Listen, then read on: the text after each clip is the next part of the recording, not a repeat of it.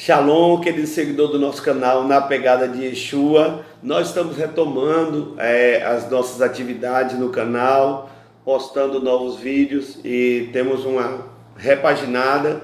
A gente tem que fazer sempre essas mudanças porque, afinal de contas, existe uma dinâmica nessa cultura de redes sociais e a gente sempre tem que rever as nossas ênfases, né? Como esse canal é um canal para a glória de Deus, para a exaltação do nome do Senhor Jesus Cristo, afinal de contas, é na pegada de Yeshua, então a gente vai sempre atualizando. Eu já agradeço a você que é fiel seguidor e tudo que a gente postar aqui, que você puder comentar, deixar aí o seu like, compartilhar, interagir conosco, sempre é muito bem-vindo para dar relevância ao canal e a gente permanecer nessa jornada de edificação da família de Cristo via rede social.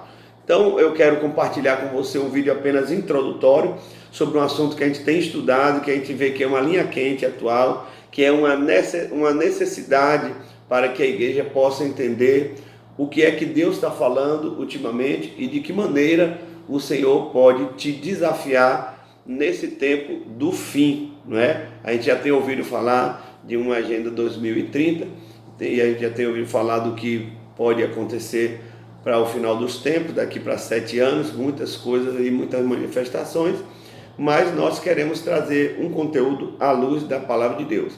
Onde tudo começou, todos esses movimentos sobre nova ordem mundial. Eu quero falar um pouco sobre um tema icônico e um personagem interessantíssimo na Bíblia, extremamente atual. Já fizemos alguns vídeos sobre ele, mas cada dia que passa ele se torna mais atual. Sobre a vida de Nimrod, não é? Quem representa Nimrod? Nós vamos encontrar no capítulo 10 de Gênesis, do verso 8 até o verso 12, uma narrativa sobre Nimrod. Naquele momento, ali naquele capítulo, é uma narrativa sobre as genealogias. Muitos nomes eles são passados ali por cima, são apenas citados o nome da pessoa. Mas quando chega Nimrod, existem alguns detalhes que nos chamam a atenção ali naquele texto.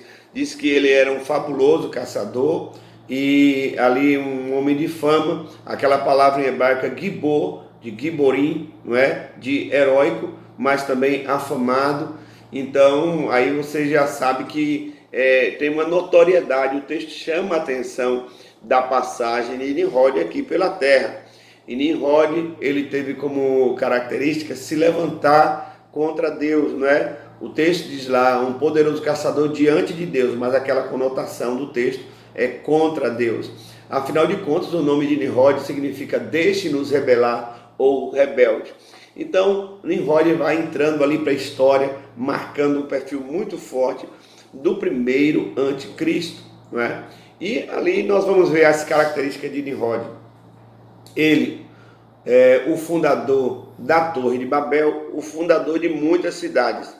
Então, é uma característica de Nimrod como fundador de muitas cidades, nos remonta a um outro personagem muito instigante da Bíblia. Um personagem que a Bíblia vai argumentar, dizer que ele era do maligno. 1 João, capítulo 1, verso 32, diz que Caim era do maligno. O que é que nós encontramos em comum entre Caim e Nimrod? Sim, eles são construtores, arquitetos de cidade, não é? E aí você já sabe como esse tema de arquitetura é tão profundo, tão deep em relação à nova ordem mundial. Se existe uma ciência muito alinhada com a nova ordem mundial e com o ocultismo, é exatamente a arquitetura, a geometria e a astrologia, a astronomia, a matemática, a antiga álgebra. Todas essas ciências são ciências que carregam uma dualidade que propõe bem e mal para toda a humanidade. Então nós, quando vamos ver ali as manobras, o costume, a prática que Nimrod imprimiu naquela sociedade, nós vamos ver que é algo muito atual nos dias de hoje. A construção e edificação de muitas cidades ali na região do Cinear, mas tinha uma cidade que era diferente. Uma cidade vertical, a Torre de Babel. Sim, Nimrod criou a Torre de Babel com um propósito, de edificando aquela torre, chegando lá no zigurá, no topo daquela torre, atingir Deus, golpear Deus fatalmente para nunca mais ele fazer nenhum dilúvio. A Torre de Babel dizia: queremos ser independentes, queremos sobreviver se esse Deus louco fizer um outro Mabu, que é a palavra hebraica para dilúvio, não é? Mas quem é que pode se levantar contra o poder de Deus? Ele é o El Shaddai, o Todo-Poderoso. E Deus fez confusão, moveu uma confusão na língua de Babilônia, e aquela construção se encontrou ali falida, frustrada. Mas algo que eu quero caminhar para finalizar esse vídeo, que é extremamente instigante, certamente vamos fazer a sequência desse vídeo, que são assuntos muito longos, vastos e proféticos que apontam para o dia de hoje. Por que é que a estrutura e a arquitetura da ONU hoje, ela é uma réplica, nada mais, nada menos do que a Torre de Babel? A réplica mais antiga, o desenho, a pintura mais antiga da Torre de Babel foi tomada como inspiração para se construir o prédio da ONU nos dias de hoje. Não é algo para a gente estranhar, não é algo para a gente suspeitar.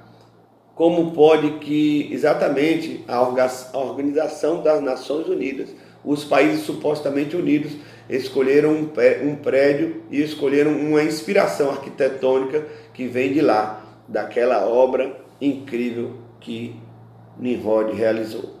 Por quê, queridos? Nós sabemos que a palavra do Senhor diz que não existe nada novo debaixo do sol.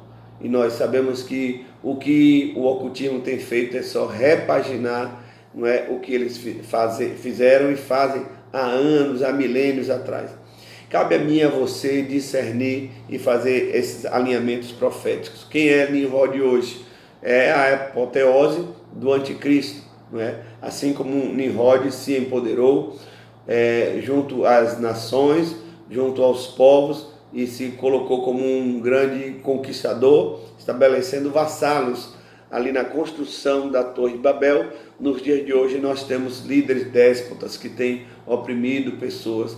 Você sabe, nos dias de hoje existem mais escravos, principalmente crianças, do que em tempos passados. Significa dizer que a humanidade está menos civilizada do que no passado. O que é que nós podemos fazer como servos, como crentes?